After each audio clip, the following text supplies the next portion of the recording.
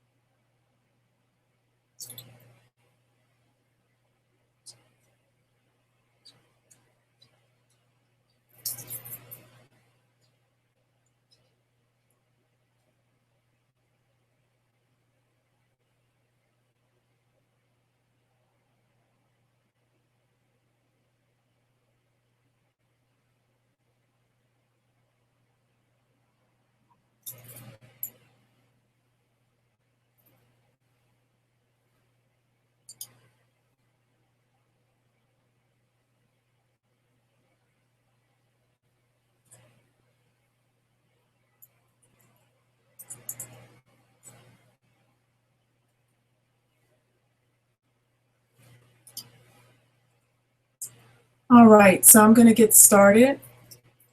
First of all, I want to welcome everybody that's watching. If you can do me a favor to let me know that you're there. If you're on the Google webinar itself, you can place a comment in the group chat area, which is up to your left-hand side. It's the little blue button. I believe if you're watching via YouTube, you can type a question in. Just say hello and let me know that you're there. I would appreciate it. So first of all, I want to thank everybody for being here and just acknowledge that I'm a bit nervous. This is my very first webinar. I haven't done anything like this before. I've done a similar presentation in person on campus at CIIS, but this is my first time using this format. So bear with me if there's any glitches along the way. Please participate, ask questions, post comments in the group chat area, and let me know that you're there and I'm not just talking to myself. So let me begin by giving you a little bit of background on who I am and how I came to do this presentation. So my name's Adipa Derville, and I'm a graduate student at CIIS. I'm in the doctoral program in transformative studies. And my background, I came to African-centered psychology early in my youth, in my early 20s. I went through a series of personal crises, divorce when I was very young, experienced postpartum depression and a number of other challenges. And part of my desire and quest and need to rebuild myself and my sense of identity, I turned to Black studies and African-centered psychology in particular. So starting back in the late 80s, when Black studies programs were very prominent in colleges and universities, I was fortunate to be able to connect up with a phenomenal group of people and faculty and teachers at a community college in San Diego, which is where I was living at the time, San Diego Community College. And I had an opportunity to take courses from a Black perspective. I was able to take psychology from a Black perspective, sociology, literature, music, film, all types of different courses grounded in African-centered research, philosophies, and values. And as a result of that, over the course of the rest of my life, it's really become a core principles, ontologies, epistemologies, all of the whole ologies, and central to who I am as a person, and as it relates to this presentation, to my scholarship. So I want to give you a little bit of an overview of where we're going to go over the next 45 minutes to an hour.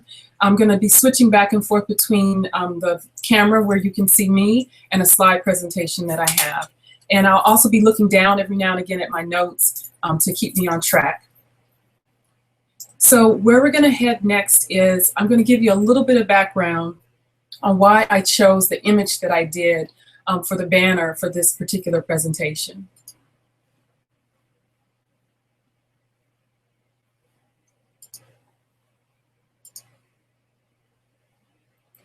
So hopefully you can see on your screen what I have on my screen. I believe you can, yes. Which is the image of the psychostasis. It's from the Papyrus of Ani from ancient Egypt, or as the people of ancient Egypt refer to themselves, the Kemites from ancient Kemet. And the image is also referenced on the cover of a book by Dr. Wade Nobles, who is in the video that I had posted up at the beginning of the presentation. And basically what it's depicting is a scene of a soul moving who has passed away, an individual who has passed away, who is making the transition into the afterlife. And I'm just going to read a brief excerpt from Dr. Noble's book, which we'll see a little bit later on, African Psychology Towards Its Reclamation, Reascension, and Revitalization. So he describes this image, the psychostasis, as where it reveals the first human psychology as an African inspiration. And he states that it does this because it is central and mutually independent roles of intellect, emotion, spirit, conduct, and judgment are all part of the process of human functioning. It depicts the earliest understanding of the importance of right conduct and the ideas of human normality. So I'm going to talk about a little bit of some of the imagery that's here. In the center, what you'll see is the scale of Ma'at. Ma'at is a goddess of ancient Egypt, and she's represented by a woman that's oftentimes seated with a feather on her head and also by scales.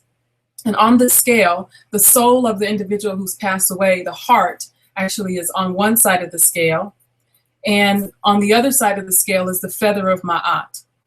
And what's happening is this person is being asked a series of questions, which are oftentimes referred to as the negative confessions, to see how they live their life.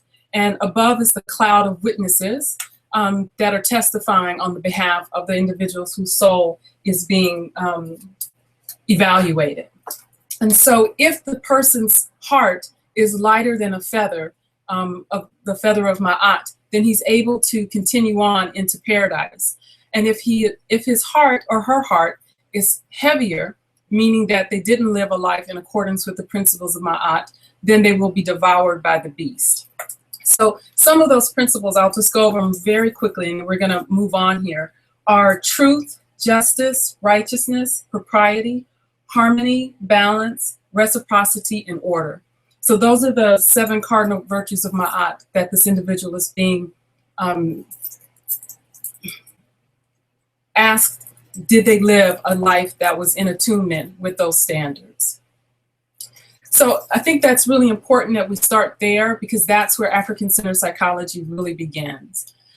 So the rest of the presentation, I want to give you just a little bit of an overview of where we're headed. So I'm going to, as I have already, start by creating a foundation of what African and Black psychology is.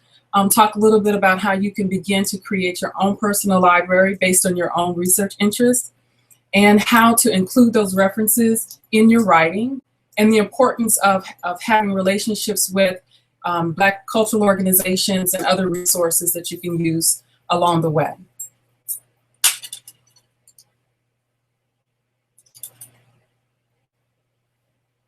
All right, so I'm getting this technology thing down, so forgive me if I'm a little jumpy here. So at this point, I just want to pause for a second and just check in and see if there are any questions or comments. I'm going to click around here, so forgive me if you see me looking around the screen to see if I have any questions that have been posted up. So I'm seeing here one that says, hi Adiba, I'm here, looking good, sounds great. Another comment from someone just giving me the thumbs up, so I appreciate that, everybody. Okay, so I want to move on here and take a moment to go back and show the video that I had as the intro for this. It's a clip that I filmed at a local chapter meeting of the association, the Bay Area Association of Black Psychologists. And the person who's speaking is Dr. Wade Nobles. He's one of the founders of the Association of Black Psychologists, ABPSI. And we're very privileged here in the Bay Area that we have access to Dr. Nobles. He was a student at the beginning of the foundation of ABPSI. It was founded in 1968. And he's going to talk a little bit in this video about how ABPSI came into being and what our role is today.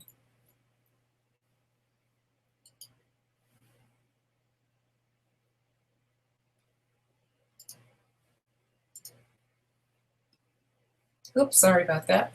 Wrong button. Here we go. This is what I want. Creating a black caucus for APA, where the concerns of black people could be heard at the highest levels of the Association of White Psychologists, next to APA. And so they started go to someone's room and they sit down and get some chicken. This is truly black psychology in the space. Chicken, and we stayed in this room talking to about 3 or 4 o'clock in the morning. Arguing each other because some people wanted to have a caucus. Some people want to have a petition to go to the white psychologists and ask them to listen and be better, treat black folk better. And there was another faction that said, no, we should just break away from them.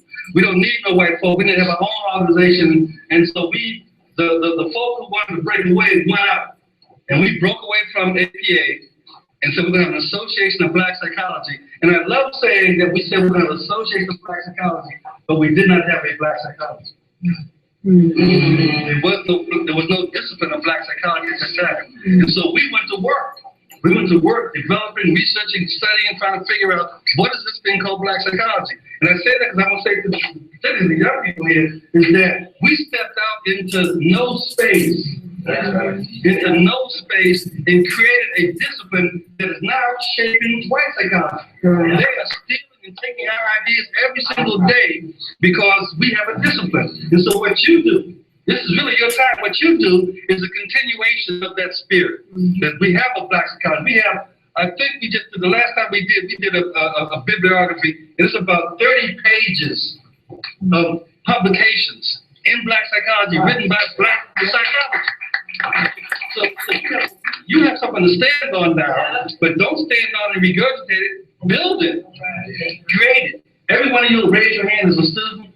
This organization, because the way we started with student interest in mind, will guarantee that you graduate and be a benefit to our community. And I would say personally, maybe my own opinion, I do not want you to graduate if you go into our communities with the same old outdated white psychological ideas. Now I understand you gotta take them, you gotta study them, you gotta pass the exam. I know you gotta do that. So I don't go slap the white professor, but you don't do that. But understand that you can do your work in all those places you are, and then come here once a month. And we have studied, we have projects, and we're talking about all those things so that you can keep your ideas about what is valuable to understanding the mind and the spirit of black people. That's what black psychology, the association was started with the idea of benefit. And we, in fact, made a pledge.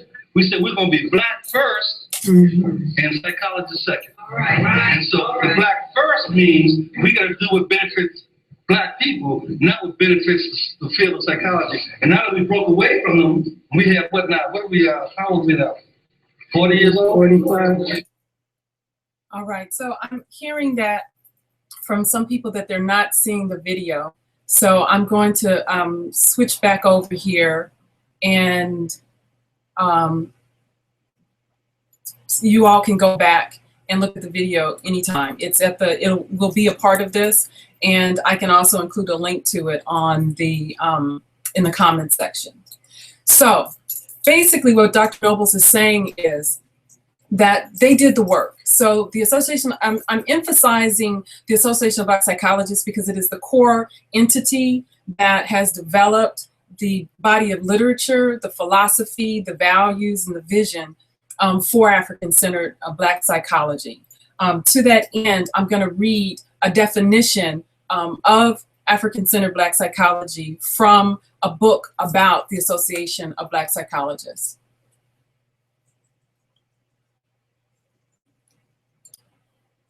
So hopefully you all can see this. I know it's lengthy, but it's important that you have this information because it's not easily found, unfortunately, but it can be easy if you know where to look. So here's a definition of Black African-centered psychology. It is a dynamic manifestation of unifying African principles, values, and traditions that are reflected within broader Pan-African and transcultural communities.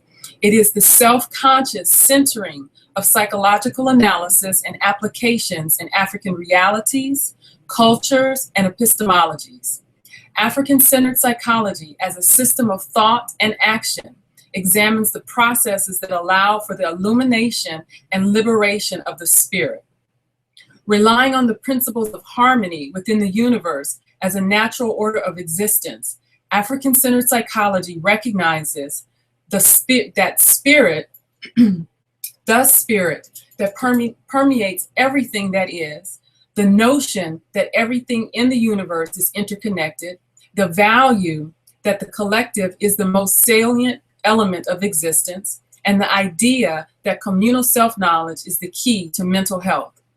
African psychology is ultimately concerned with understanding the systems and meaning of human beingness, the features of human functioning, and the restoration of normal, natural order to human development.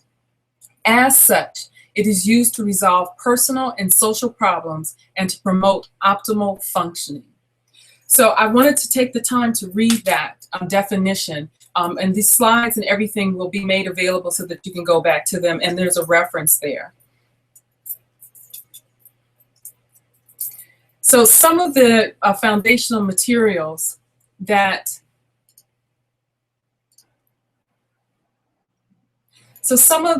foundational materials that underlie and gird up what African-centered psychology are, originated in the writings of Dr. Nobles. So that's why he's such a prominent part of this presentation. He's written several seminal texts on African-centered psychology. There are a number of other scholars as well that have done so, and I'll show you some of their examples as we go along. I'm gonna pause here for a second. I'm seeing people saying that they weren't able to see the video. So sorry about that. And now I'm gonna check real quick and see if there's anything in the chat area. No, I'm not seeing anything there. Okay, so in that case, I'm gonna keep going. So my own journey to incorporating African-centered psychology and African-centered literature in general into my scholarly work, it all began with these core texts. So some of those texts are, and I want to make sure that you see them so that you can begin to get them in your library.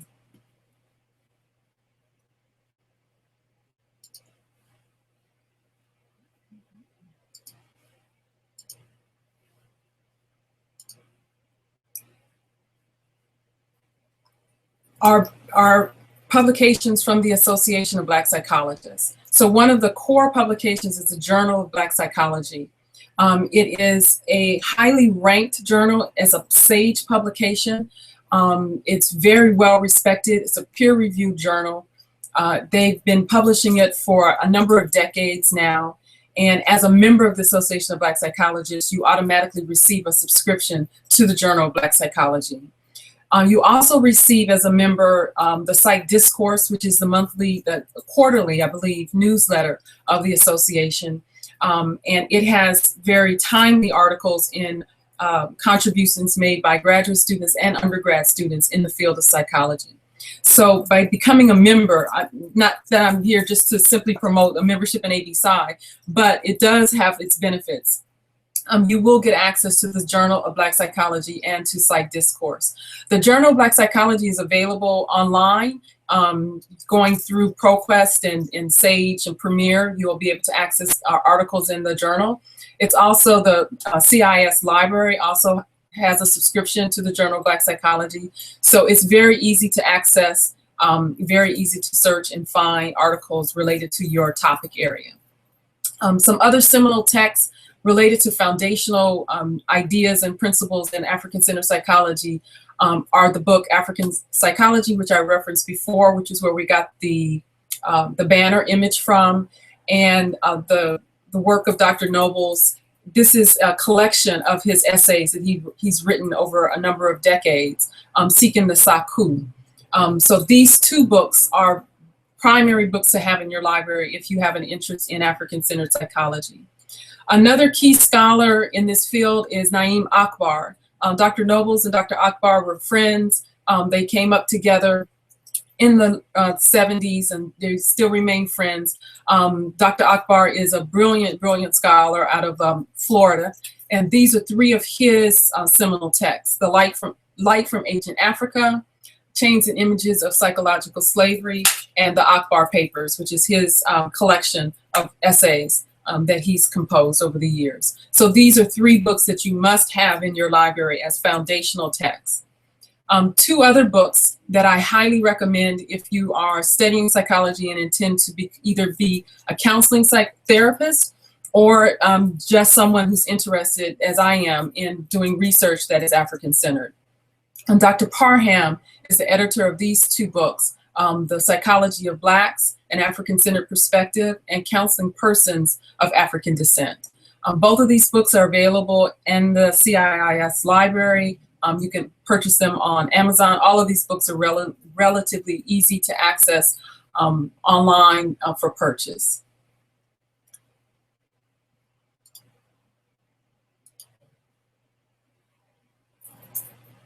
So I've thrown out a whole lot of information here really, really fast. I feel like I'm talking really fast. I think I'm doing it because I'm a little nervous, as I said before. So I'm going to slow it down a little bit here. I was hoping that people would ask questions and tell me a little bit about who you are, what your research interests are, so I could really direct some of what I'm presenting specifically to your areas of interest. So if you can and you have the ability to post up a question, please do. If you want to just do a group chat and post something in that area, please do that as well. So moving forward a little bit. One of the things that I said that this webinar would provide is information on how to develop a library that is specific to your research interests. So one way to do that is to begin to figure out what your research interest is. So for me, that was a challenge. I was someone who knew early on that I didn't necessarily want to be a therapist, but African-centered psychology and APSI had played such a predominant role, a significant role in my own personal development. It always fed anything that I did.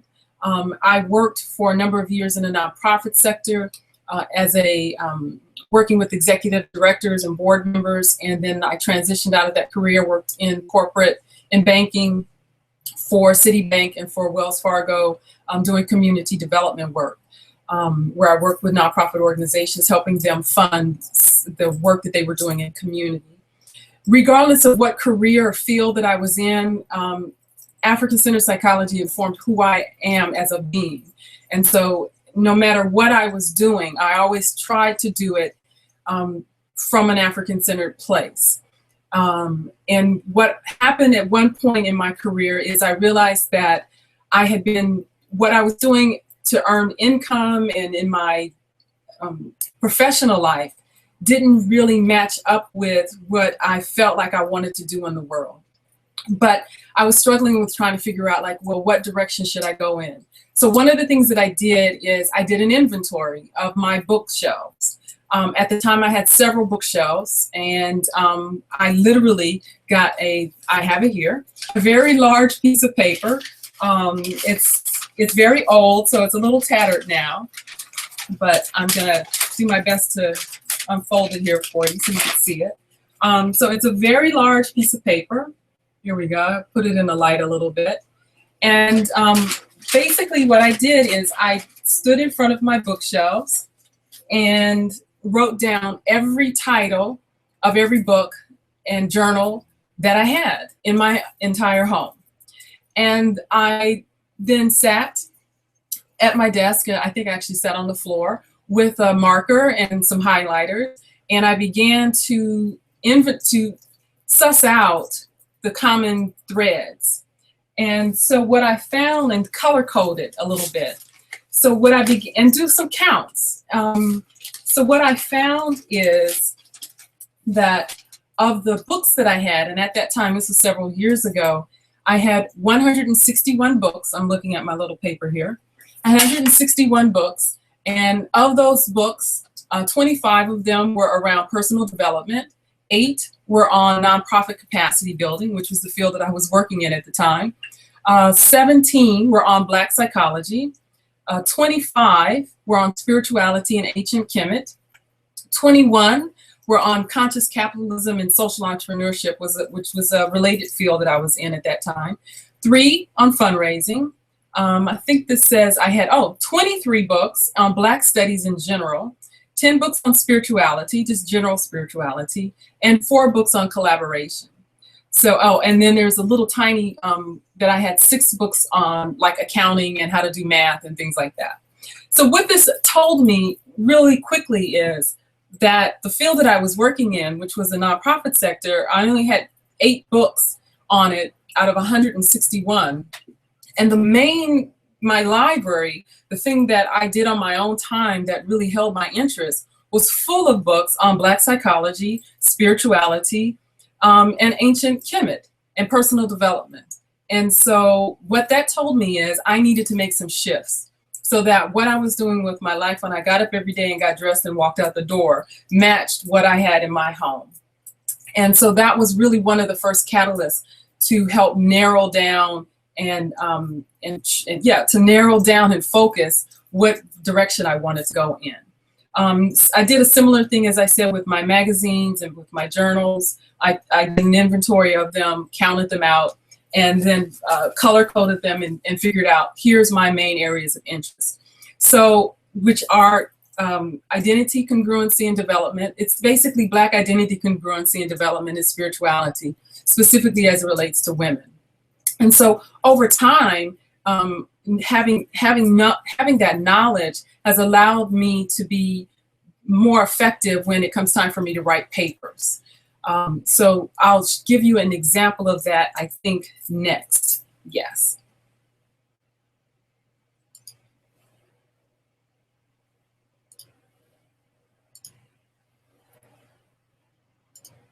So hopefully you can see this slide.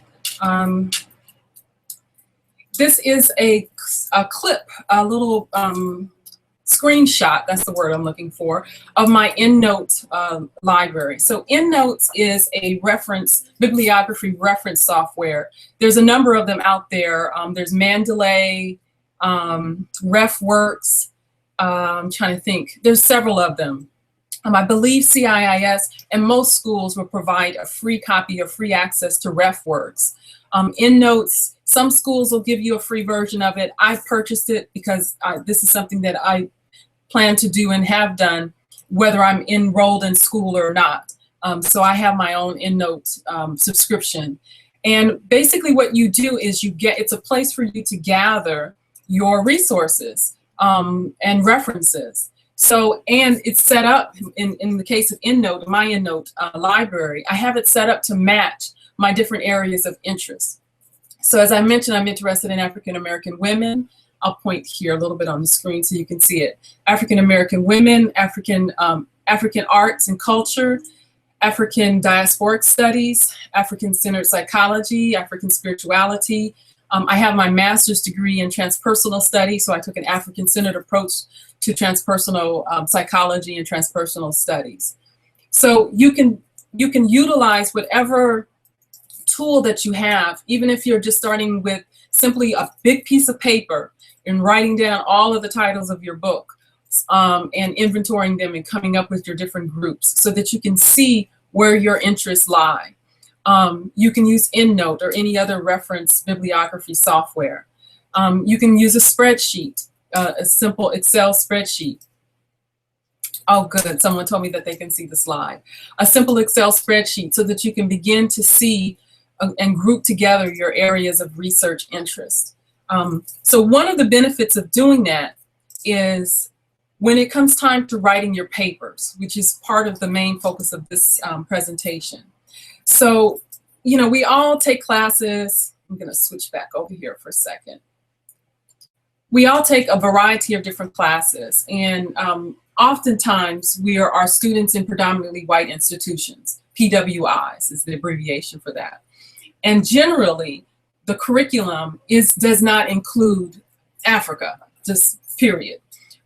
It might include South America and have some indigenous cultures there, but very rarely will you find a curriculum that is inclusive of Africa and African philosophies, values, psychology, just African-centered ideas. And so it is up to you as someone who has an interest and a passion for this and a commitment to it, because it takes commitment, to go out and find those resources and bring them to what you're doing and to view any and everything through that lens. So that's why it's important that you get your foundation first. So those books that I showed earlier with Dr. Nobles, watching YouTube videos, having conversations with people. I'll talk a little bit later about participating in groups within your community and having support within community. But steeping yourself as much as you possibly can in the literature so that you are the walking encyclopedia of knowledge. You are the curriculum. So it's important that you know your stuff. So no matter what the class is, you bring an African worldview, an African paradigm to that topic, to that discussion. So it starts here, and then from here it goes out. And so to that end, I'm going to show you just a few samples of papers that I've written over the years and talk a little bit about those.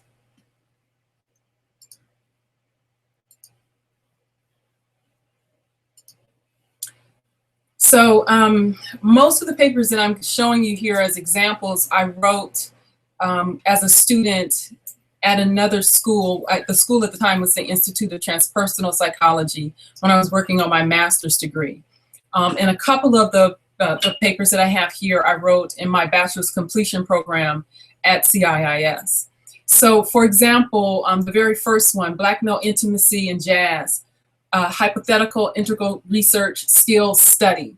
So that paper was written for a class on integral research skills. And the text, you know, it didn't include any references to Black people really at all. And there was no mention of us in any of the research techniques or approaches. And so, as I said before, I used a subject matter that I have an interest in. My husband and I have a nonprofit organization by the name of Sankofa Cultural Institute. And one of the things that we do as part of our organization is offer jazz symposiums. We've offered 4 of them over the last several years. And one that I have an interest in developing is looking at the notion of Black male intimacy in jazz. And so I took this opportunity in this class for this paper to look at that and use it to explore the application of integral research skills. Another example is from a class called Critical Thinking and Scholarly Writing. Again, you could pick whatever topic that you wanted to critically think about and scholarly write about. And so I chose Afrocentricity, spirituality, and the development of the transpersonal self. I chose that in part because, again, as I mentioned, usually Africa is not in the conversation. And specifically as it relates to a topic like transpersonal psychology, as you may recall from the definition of African-centered psychology, transpersonal self, transpersonal psychology is what African-centered psychology is. And so the idea that there is a whole field of study by the name of transpersonal psychology that leaves out an entire continent and history of people that predates any other people on the planet is absurd. So at every opportunity that I have, I always remind myself and everyone else around me of that fact through my writing. And so that paper for that class took that perspective. For a class on personality theories, I wrote a paper about Jung's theory of individuation and its relationship to the African concept of self and consciousness. Again, I take a position where I have a 2-to-1 ratio. So for every white scholar that I reference, there's 2 Black scholars. So I give them 1 and I give 2 for my people. So when you go through my bibliography, a reference list on most of my papers, that's what you'll find. The predominant articles that I've referenced, the materials that I've drawn from are African-centered, typically written by Black authors and scholars in conversation with other people.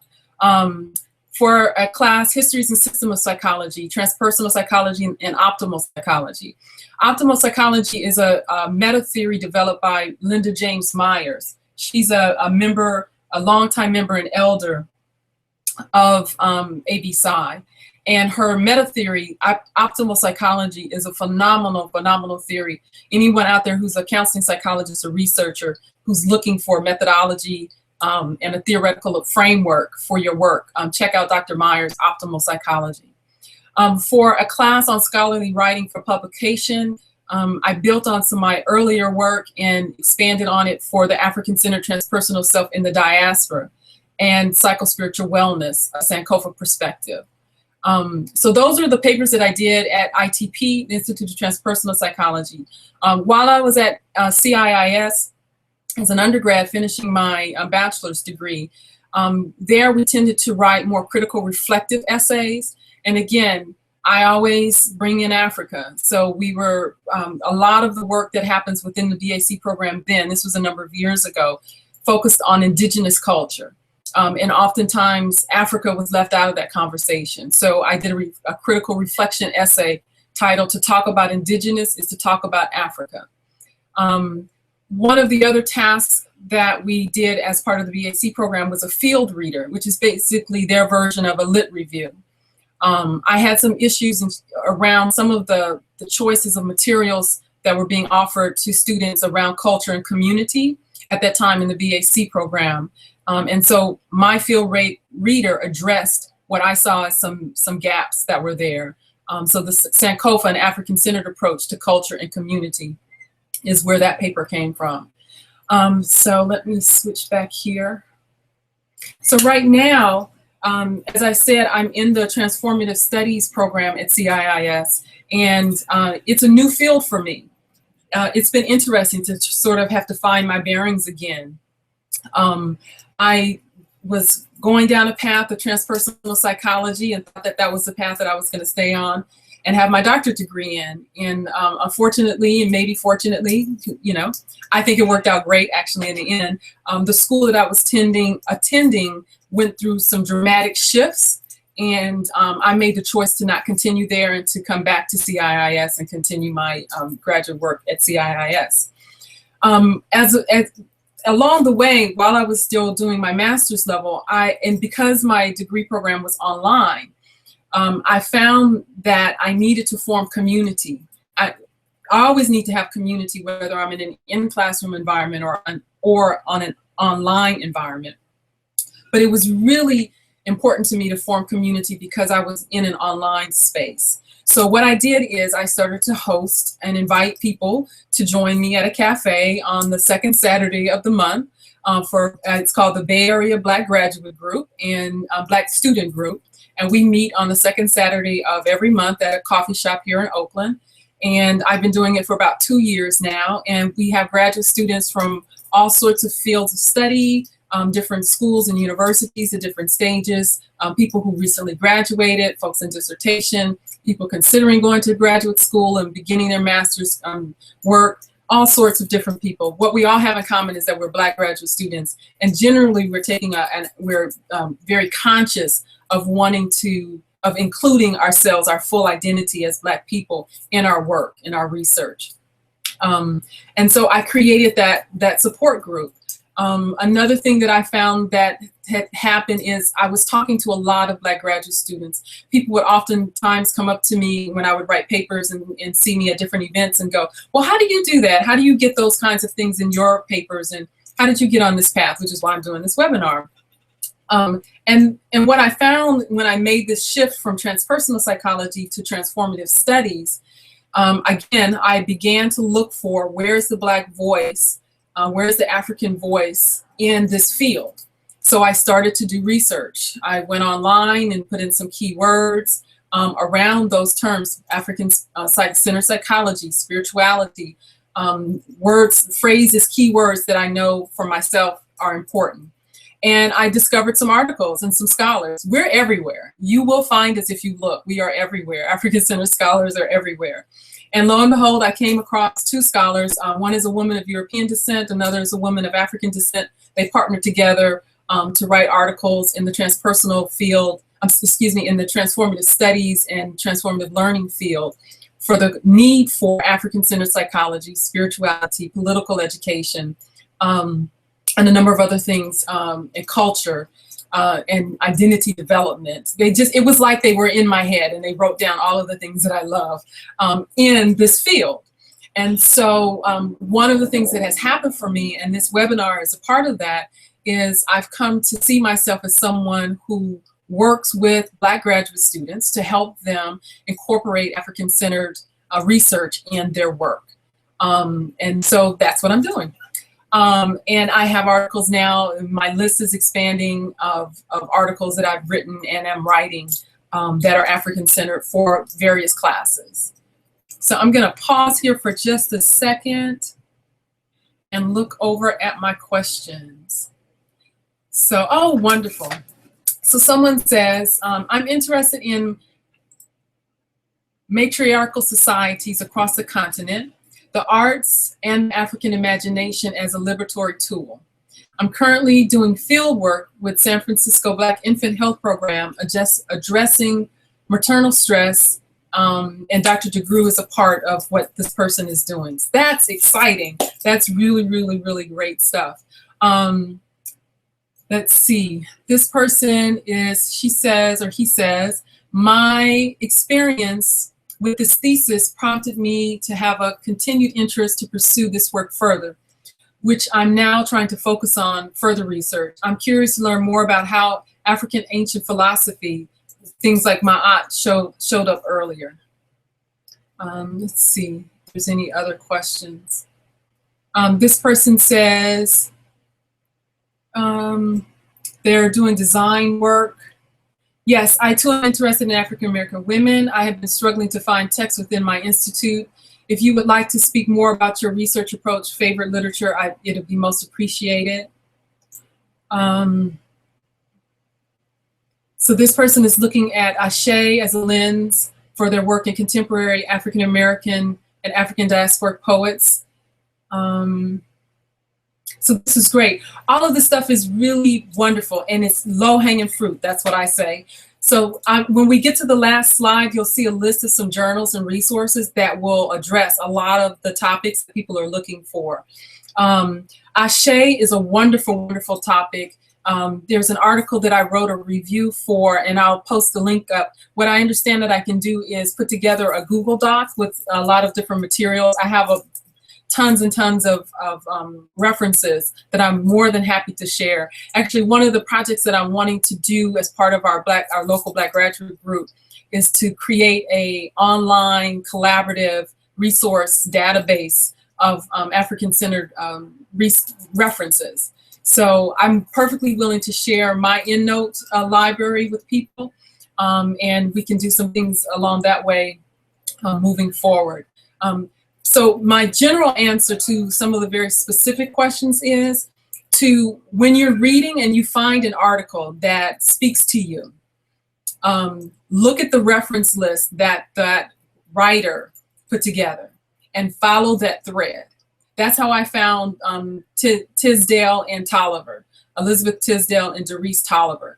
I was reading another article and it mentioned something, it inferred something about their work, and they were referenced in this other article.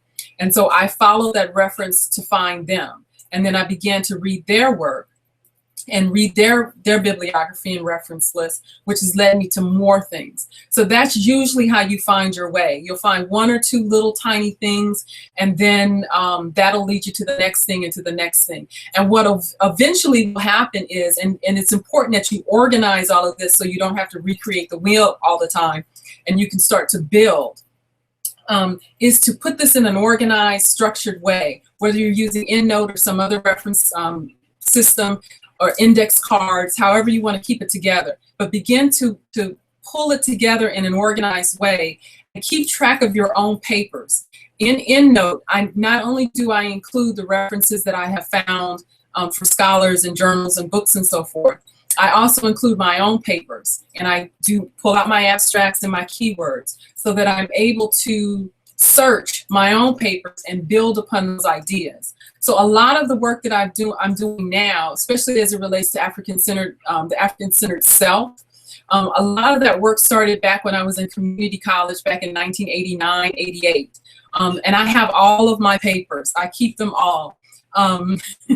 So they're neat and in a binder, and some of them are in little sheet protectors. I've started to scan a lot of them so that I can digitize them and upload them, convert them to PDFs, and put them in my EndNote. But you'll be able to begin to see your knowledge base deepen and grow, and you'll become an expert in your area that you're studying, in your area of research and thesis.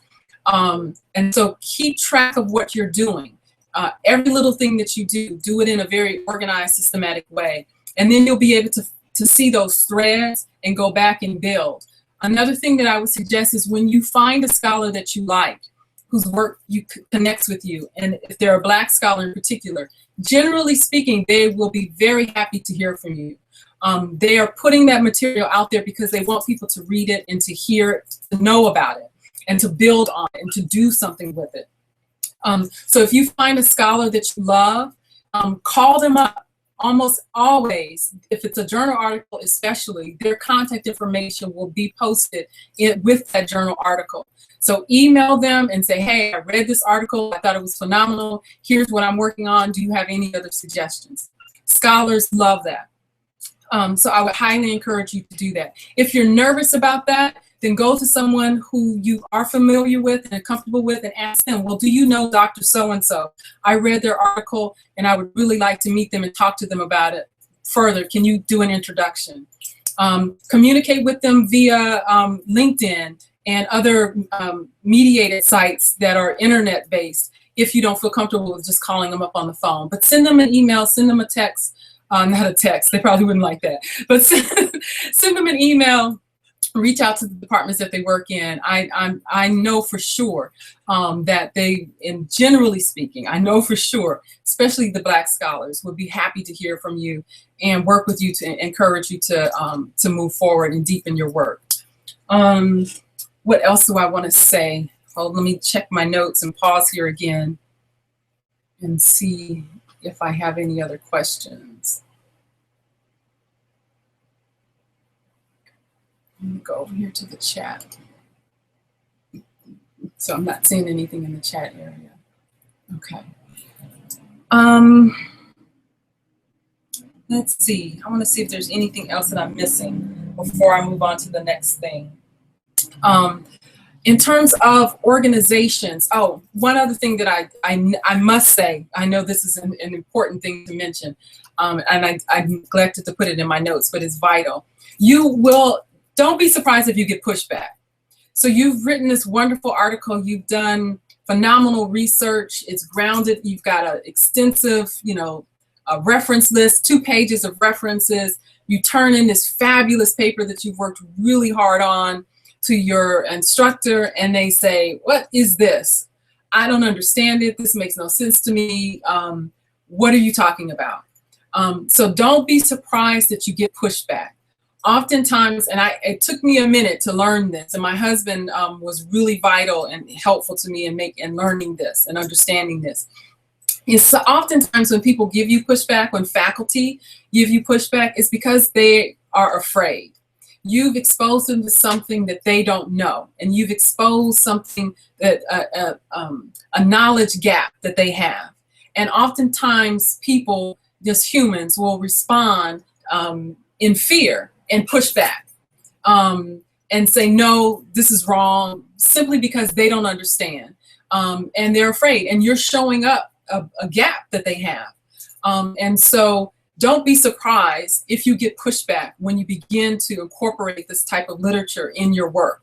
Also getting pushback in the classroom environment from other students. So those things will happen, which is why it's so important that you belong to an organization, that you are part of community, that you have in ABSI what we refer to as JEGNAs. We don't use the term mentors, and I won't go into here what the difference is between a JEGNA and a mentor, but you need to have someone who's walked the path before you and has experience, who can ally with you and support you and that you can be in dialogue with, so that you know that you're not alone, and that you're probably not crazy, and that this experience that you're having is real. And yes, you are getting pushback, and yes, you may be seen on the outside of your cohort. All of those things are happening, and those are real, and it's fine. Keep going. So you need to have a community of people around you to shore you up, to know when you get into those rough spots, that it's okay, that's a normal experience, but just keep going.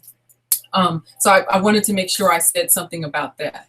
We're getting here close to time, so I'm going to show my last slide, which has to do with community. So this is a list of, just a real short list, really, of just a beginning list of resources that are available to you who are interested in African-centered psychology, or African-centered research in general. So the first organization, as you can see on the list, is ABPSI, the Association of Black Psychologists. So just abpsi.org, that'll take you to the national website. There are chapters everywhere in the country. There are chapters outside of the country. ABPSI is a large organization. It's been around for over 40 years, almost 50 years now. We just had our 47th annual international convention just about 2 weeks ago.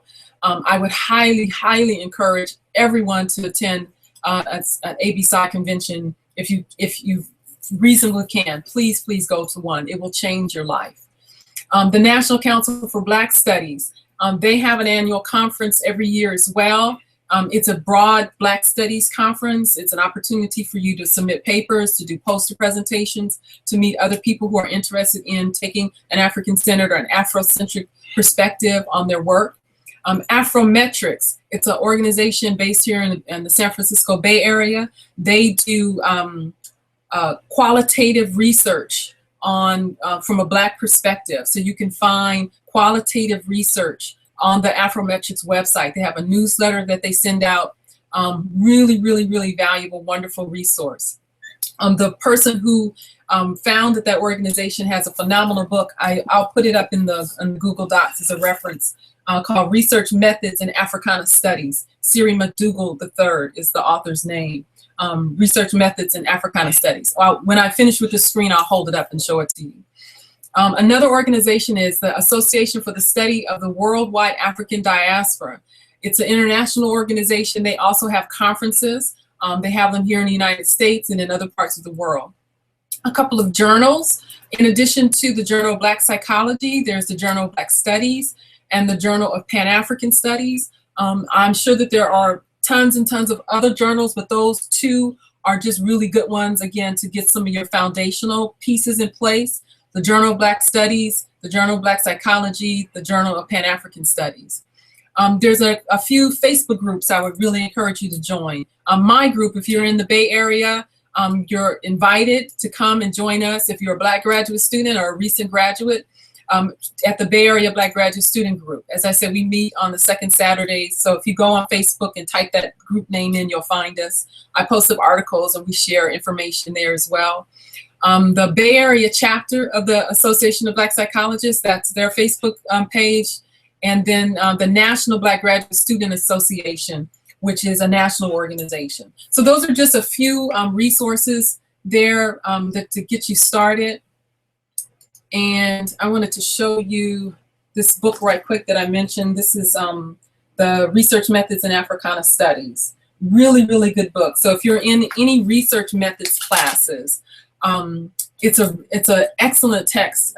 I've written a review. I haven't posted it yet on Amazon, but I wrote a review for a class. Again, anytime they give me an assignment, Black and African is going to be in the title of my response to the assignment. So the assignment was write a book review for Amazon, and this was the book that I chose and wrote the review and turned it in. Let's see. I was trying to see if there was anything else I wanted to show you. I keep my library. I have a small office that I work in here at home. I tend to work more online than I do with hard textbooks. I like to travel with my iPad and things, so I happen to be an ebook buyer. Although I have a lot of my classic texts, things that I want to keep, I do buy the hard copy of. So I organize my library by topic. So I have all of my psychology stuff, my spirituality stuff. There's some more spirituality stuff here. There's a little bit on nonprofits, a little bit on some of the other work that I do in the world.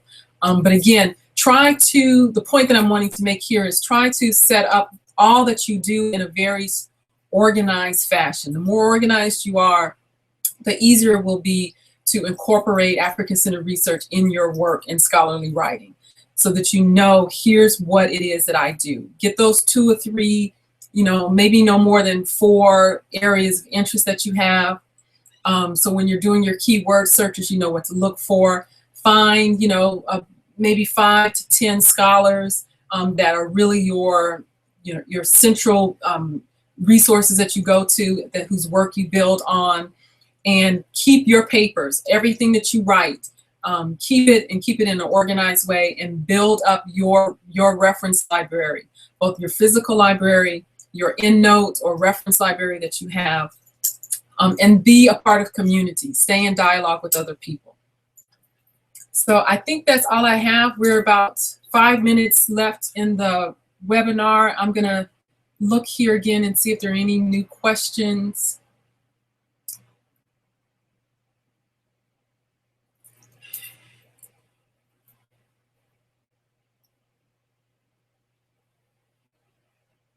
I see someone's asking, for work specific to Black youth on the notion of African spirituality and principles of Ma'at. There's a ton of stuff. Hakeem Matabuti did a lot of work on Black youth and Black males, obsolete, something. I have a book. I know I have that book here on my shelf. It's like right in there. There's a lot of stuff on youth. Again, finding those 1 or 2 key scholars will lead you to all kinds of other things. My husband, Dwayne Detterville, is a brilliant scholar on culture, critical studies, and cultural studies. He has a massive library. He's not an ebook guy. He's a hard copy, a real book kind of guy. He has a massive library of literature on culture that is phenomenal. So I'll talk to him and see if he can offer up maybe a few examples and samples of things that relate to art and culture, because that's his area. My area tends to be identity congruency and identity development and psychology. So I tend to stay in the world of spirituality and psychology. And not stay, but my library consists primarily of psychology and spirituality. And his library consists mainly of culture and art and culture. So combined, we got it going on. So that's all I have. I'm going to look here one last time. And I'm not seeing anything else. Someone says, at the end of my presentation, please let us know how to access the slides and everything. So yes, I'm going to put together a Google Doc where I will have all of the references and everything that I've used. I believe that the YouTube video of this goes up immediately. So you can always go back and watch the YouTube video of this as many times as you want, which is slightly terrifying. And I will also have my contact information there. I would encourage you, like I said, to join the Bay Area Black Graduate Group, Bay Area Black Graduate Student Group. I'm always putting up resources there. Probably the best way to get in touch with me in terms of resources. You can also reach out to me at work. I work at the school at California Institute of Integral Studies. So you can stop by my desk if you're a student at CIS and talk to me. We'd love to. We've got some exciting projects happening with the in partnership with the Mental Health Services Act program at CIS. We're going to be starting our own student circle chapter of ABSI, and lots of other programming coming up that's going to be unfolding over the next 6 to 9 months. So I'm looking forward to seeing some of our CIS students that hopefully are on this to engage and involve. There's a phenomenal timeline of indigenous, critical, and Black psychology posted up on campus. So if you're in the area anytime between now and I believe May of next year of 2016, from August 2015 to about June of 2016. Phenomenal installation happening there on a timeline of psychology, non-Western traditions. So I would encourage you to come out and see that. And I think that's it. So thank you. I'll put my final slide up here that has my contact information. Let's see. There we go. So there's my contact information. That's my email address and my website. It's my blog, actually. And yeah, I look forward to seeing you again. Hopefully I'll be able to do another one of these presentations and get better at it. And I really appreciate your patience and your time and your participation.